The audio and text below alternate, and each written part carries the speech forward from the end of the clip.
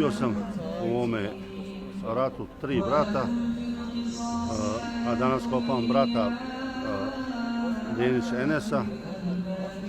Ranije sam pronašao brata Denića Elvira i Denića Elvisa.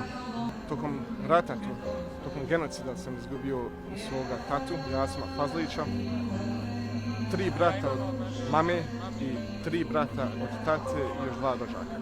Za najmlađeg brata koji je imao 17 godina oteli su ga od matere i odveli za kuće i iz pištolja ga ubili u glavu.